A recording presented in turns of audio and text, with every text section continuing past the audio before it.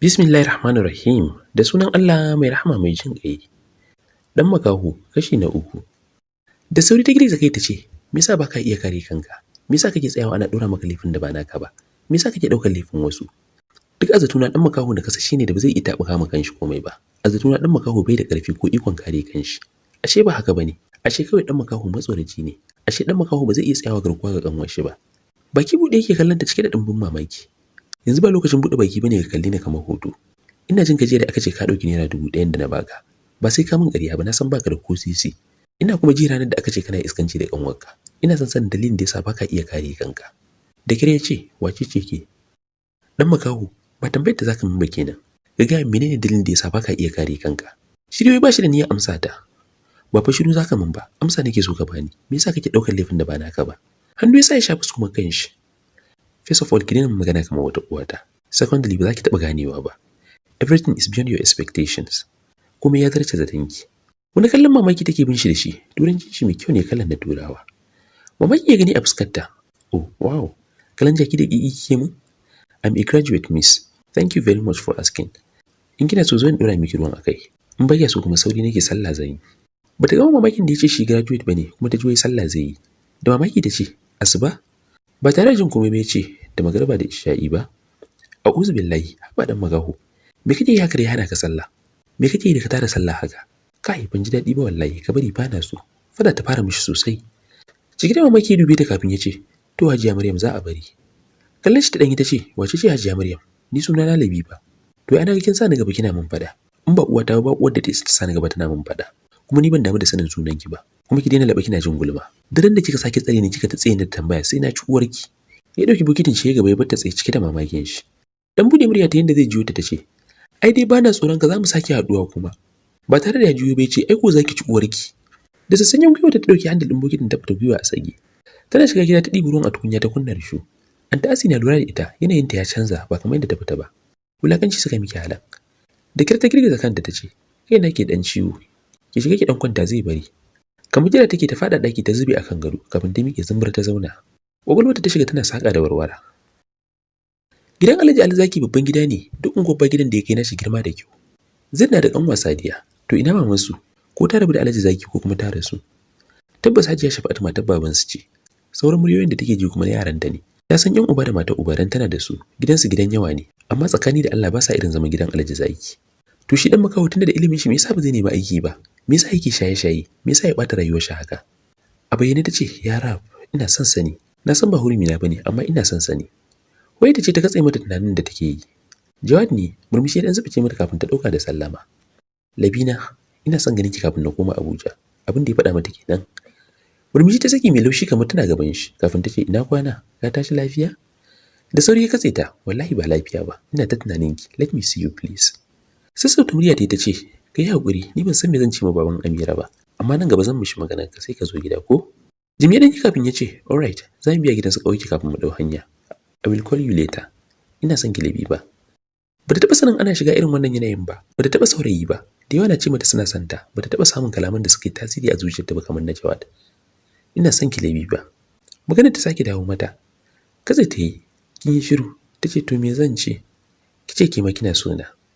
Murmushi dai ta ce, "Ka cika shagwaba, kai dan auta ne?" Ya ce, "Eh mana, ashe ana ganewa." "Okay, got to go, zan kira ki in na isa Abuja." Allah ya tsare ya kai ku lafiya, ya amsa mata da amin.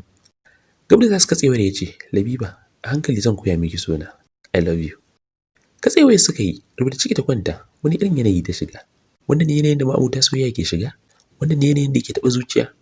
Bilo ta janyo ta rungume a kirjinta tare da limshe ido. Mantawa ta da duk wani abu, ta manta da komai har dan makaho. Ba abin da zuciya take aina mata sai Jawad. Shin san so ne? Jawad da yayinsa sai da suka biya gidan kakarsu, kafin suka je gidan ƙanin babansa suka musu sallama. Jawad ya sake jaddada ma Aisha san da yake malabi ba, dan ta kafa mishi fada a wurin ƙawarta. Ya yi alƙawarin dawowa ba da daɗewa ba. Daga gidansu Aisha ba su tsaya ko ina ba sai shagalin restaurant da ke Zaria, suka ci abinci suka yi sallah kafin suka sake ɗaukar hanyar Abuja. Da maraice suka iso garin Abuja, gidansu da ke garki suka nufa. Auta su mimi ta hango su, da gudu ta kwasa tana musu oyoyo. Abdulmajid ya daga ta sama yana cafewa. Jawar shafa kanta kawai ya shige cike ya bar su. Yarinya ce 'yar shekara 3 amma akwai surutu da shiga rai. Cikin muryar da ta ce, "Yaya ina kuka je?" Mamsi ta ce kun je Katsina. Ni me yasa ba ku je da ni ba? Abdulhafiz ya ce, "Sorry Mimi, da muka fita bacci yake. Next time, okay?" A jikin Abdulmajid suka karasa cikin gidan, Aminu Falo suka zube. Sai ga Jawar ya fito daga wani ɗaki, mahaifiyarsa na fiye da su. Bakin ta hakuri saboda murmushi, sannan ku da zuwa boys. A tare suka gaishe ta da mun same ku lafiya Hajiya. Da murmushi ta amsa musu da lafiya lau, ya mutanen Kiti suka amsa mata. Ta yin abinci ta musu. Abdulhafiz ya ce, bari dai na karasa gida Hajiya, Ummi ta min waina. Hajiya ta ce to ba matsala a gaida su. Mu je da raka kama. Ta karasa gunshi tana dan tura shi kamar mai gudun kare ga wani abu, ko kuma kare tsayayen wani abu. Ranta ne dan susu da ta ji ya ce, bari na gaishe da Mamsi. Abdulmajid ma ya ce, Mimi sauka mu je mu gaida Mamsi. Yarinya ta ki sauka, haka ya dauke ta a jikin shi. Yau bayan yayin shi suka wuce Hajiyarsa da Jawad da ke tsaye, suka nufi hanyar ɗakin Mamsi. Abin da ba ta so kenan, abin da take gudu kenan. Ba ta so yaranta suna ba kishiyar ta muhimmanci. Suna nan tsaye sai ganin fitowar suke su duka, har bakunan suna motsi, da alama wani abu ta ba su. Ranta ya ɓaci, don me suka mai da zuwa gaishe da kishiyar ta wajibi. Ita ce uwarsu ba Mamsi ba, amma dan me za su ringa rama musu matsayi har suna cin abin hannunta. Muryar Mamsi suka ji, Jawad, ashe an dawo ya hanya. Bayan Buba Fallasa ya ce, lafiya lau. Ta ce Abdulhafiz Allah ya huta gajiya, a gaida Ummita. Ki kuma zo nan ki bar yaya Majid ya je ya huta. Mimi ta makale ka faɗa, Abdulhafiz ya min sallama ya fita dan tafiya gidan shi. Abdulmajid ya ba Mamsi Mimi da kyar, shi ma ya wuce ɗaki. Jawad ya ji Haji suka shige ɗaki. Ita kuma Mamsi ta ji hannun ɗaya ta suka wuce ɗaki. Jawad ya zauna kusa da cinye maman shi na mai bata labarin Labiba, da irin san da yake mata, da kuma gaskiya shi auren da yake sanyi. Hajiya Labi ta yi mamaki mutuƙa, ita ta san yaron ta muskili ne a wani fannin, ta san halin shi da kyalin mutane. Su da yawa ƙauyen ta ke son su haɗa shi da yaran su, amma firi yake nuna baya da ra'ayi. Ta yi mamakin yin da ya furta da bakin shi cewa ya samu mata. Hajiya ta ce to zan kira Andisko na tambayi halayyar yarinyar. Jawad ya ce to Hajiya, bari mana kira miki ita ku gaisa. Hajiya ta murmushi ganin zumutin Jawad. Labiba ta leƙa ɗakin yayin da inda mata shi ke kishin gida ta ce, Anta Asi, bari in je in siyo kati. Duk yau ba mu yi da su mami ba. Mikiwa ta ce, yauwa ni ma siyo min da 100. Labiba ta ce to, fita ta tana gyara zaman mayafinta. Daidai fitowar shi daga gida, karab suka haɗa idanuwa. Ɗauke kai ya fara tafiya.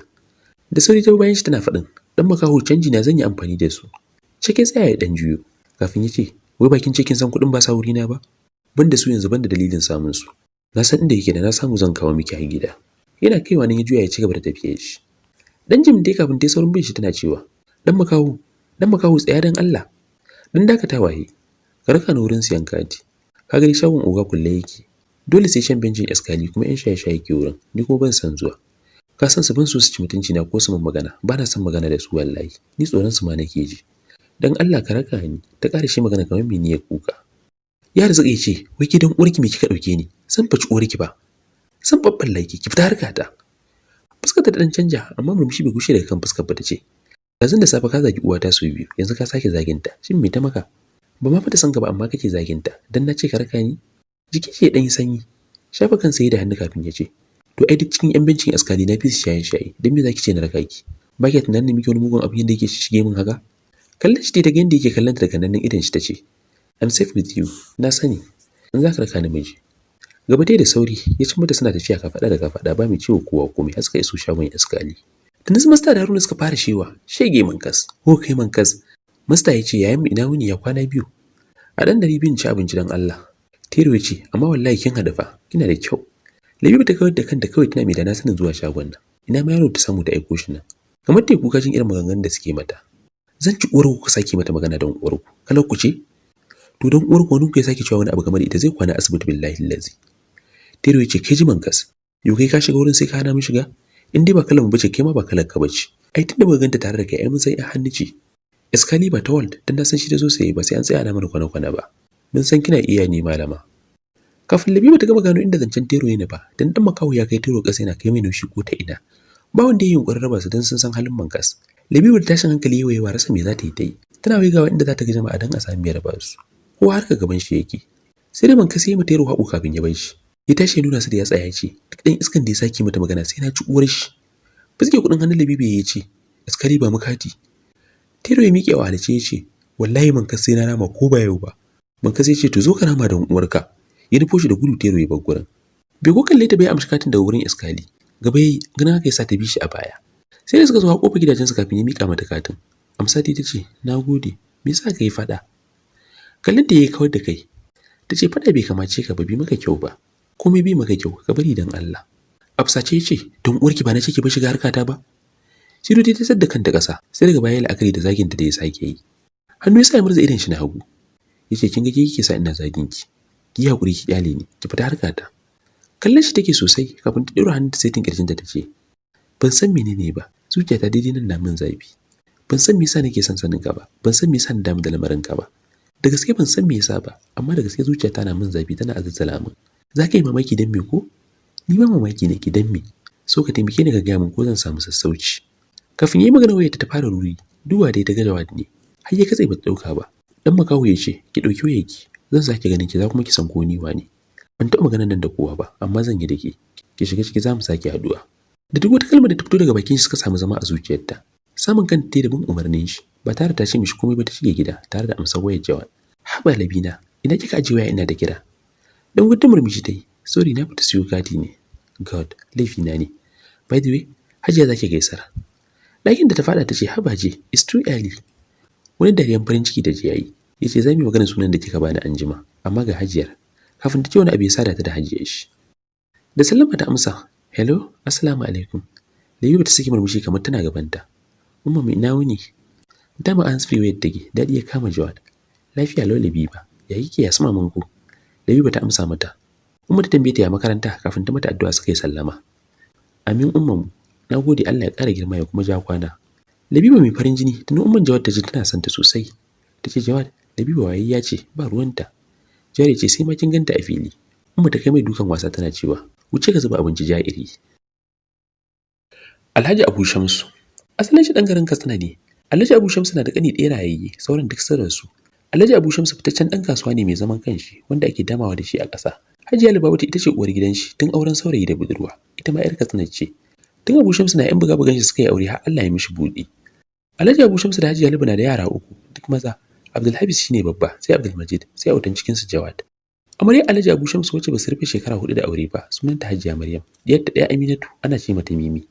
Wannan kenan. Ruwan sama ake ba kakkautawa tun karfe 10 na dare har wayewar gari. Da asuba baban Amira ya fito don yin alwala don tafiya masallaci yin sallah asuba. Gaban shi ne ya faɗi ganin bangon da ke tsakanin gidan shi da gidan Alhaji Alzaki ya rushe. Subhanallah, inna lillahi wa inna ilaihi raji'un, ya furta. Da kire dole ya shiga kewaye dan zagaya tare da yin alwala ya fita masallaci. Bayan sallah asuba suka haɗu da Alhaji Alzaki, baban Amira ya ƙara saurin shi suka yi musaba a cikin mutuntawa. Alhaji Ali ya ce, "Malam ya iyali?" Baban Amira ya ce, "Alhamdulillah." Sai ga tsautsayi kuma, Alhaji Ali ya ce, "Subhanallah, me ya auku?" Bai yi mamaki rashin sanin da ya ba saboda bankon ta baya ne, ta inda buskotas yake. Baban Amira ya ce, "Je ruwa yayi gyara, bangon da ke haɗe da gidana da gidanka ne ya faɗi." Alhaji Ali ya ce, "Subhanallah, ikon Allah wallahi ban gani ba. Ko da ban leƙa bayan ba?" Ta wurin dan makaho ne kenan. Insha Allah za a gyara bar gari ya waye. Baban Amira ya godiya suka tafi gida tare. Ai alhamdulillah tunda bangon bai faɗo wani ba. Ai dan dare ne, amma wurin iyali yake shimfiɗa don wurin akwai inuwa. Alhaji Ali ya ce, "Ikon Allah, Allah ya ƙara tsarewa." A haka suka iso gida, baban Amira ya shigar da shi gidan shi ya gani. Suka sake jajantawa juna. Alhaji Ali kuma ya tabbatar mishi da cewa da safe zai yi waya, a siyo bulo da ƙasa da siminti sai a gyara. Godiya ya sake yi kafin ya bi ta ɗayan hanyar ya shige gida. An ta Asiya haka ta tashi ta ga ikon Allah da mamaki. Baban Amira ya mata bayani, ya kuma gaya mata yadda suka yi da Alhaji Ali. Jinjina lamarin ta yi kafin ta ƙara da Allah ya tsayan nan. Dan tattaunawa suka yi, baban Amira ya yanke shawarar su fita gabaki ɗaya. Sai ita Asiya ta tafi gidansu, in yara sun tashi daga makaranta sai a kai su gidansu Asiyar. Sallah ta shiga ɗakin Labiba da yara, Labiba na fashin sallah. Anta Asiya ta fara tada yaran dan su shirin makaranta yau munne. Labiba ta barka ta gaida Anta Asiya, ta amsa ta ce, "Sai kika ga bango ya faɗi ko?" Labiba ta miƙe zaune ta ce, "Bango? Na ina? Inna lillahi, ya aka yi?" Anta Asiya ta mata bayani. Labiba ta jajanta abin. Anta Asiya ta ce, "To yanzu dai uba ƙaura za mu yi ni. Zuwa anjima insha Allah an yi gyara. In kin tashi daga makaranta ki wuce can." Yayanki ya ce zai gaya wa mai adidi da sansu Amira da Christian in sun tashi. Labiba ta ce to shikenan, Allah shi kyauta ya tsare. Yara suka fara tafiya makaranta kafin baban Amira ya fita kasuwa. Anta Asiya ta ce karfe nawa yake da lectures? Labiba ta ce 9 ne. Oh, na zata yanzu ne. Bari na jira ki sai mu fita tare. Labiba ta ce ki tafi kawai anti, in na gama sai na kulle gidan ko? Sai da suka ɗan yi muhawara kafin Anta Asiya ta amince. Ita ma takwas daidai ta shiga wanka, ta fito ta shirya cikin doguwar riga baka, jangile medium ta sa ta yane kanta, ta kulle kofar ɗakin. Dama Anta Asiya ta rufe ɗakinta da falo da kicin. Ƙara saba jaka ta yi hanya fita. Bata san dalilin juyawa ba, sai juyawa ta haɗa ido da kofar ɗakin da ke kallonta na gidan Alhaji Zaki. Kuma tana da tabbacin ɗaya daga cikin ɗan makaho ne. Kila ko sallar asuba bai ba, cewa zuciyarta. Har ta yi gaba, zuciyarta ta tunzura ta da ta je ta kwankwasa mai tashi ya sallah. Samun kanta ta da bin umarnin zuciyarta. Tsallake rusa sambulan ta dinga yi har sai da ta dangana da gidan Alhaji Alzaki. Amsa kowa zuciyarta take yi, ta faɗo gaban da take jin zuciyarta na yi bata fasa tafiya ba ta ƙarasa gaban kofar ɗakin. Ƙwanƙwasawa ta yi amma ba amsa, zuciyarta na harbi da sauri da sauri, gabanta na tsananta faɗuwa. Da leka ta windo, wance ta ganshi da ciki.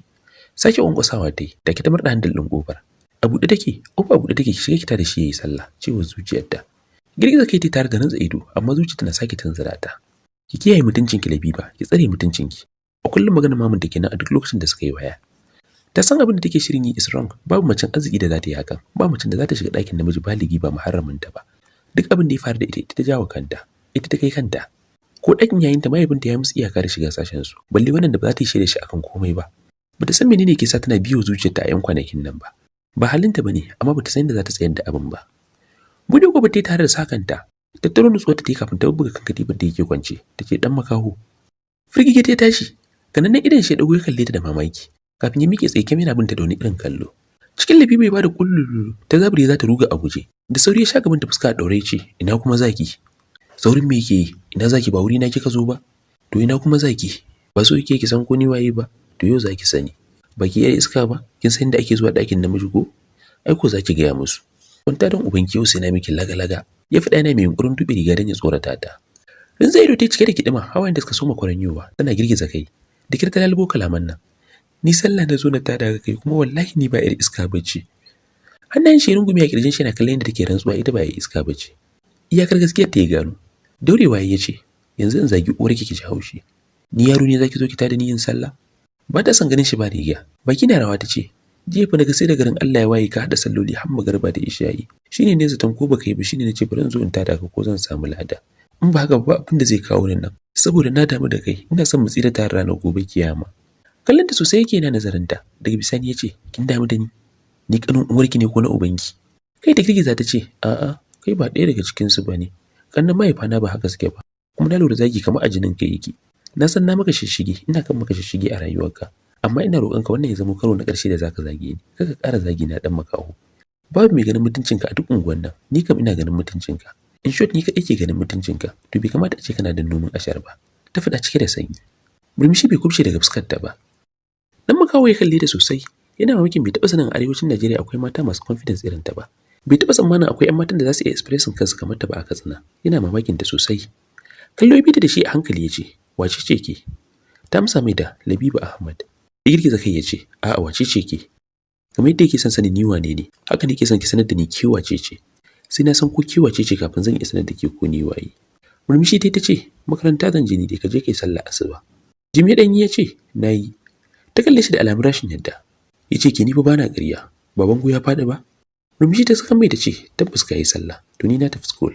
Bai ce ita komai ba, ta raba shi ta wuce. Hatta kai bakin kofa ta dakata. Zuciyarta na kitsa mata da ta tsaya su yi magana. Opportunity ne ta samu, ila daga yau ba za ta sake sami irin daman nan ba. Dakatawa ta jiyo gare shi ta ce, "Mi magana dan makaho." Ya dan waiwo yana mamaki rashin tafiyar ta yace, "Lectures din fa." Wuri ta samu daga gefe ta zauna, ta dago ta kalle shi. "We are going to have our lectures here."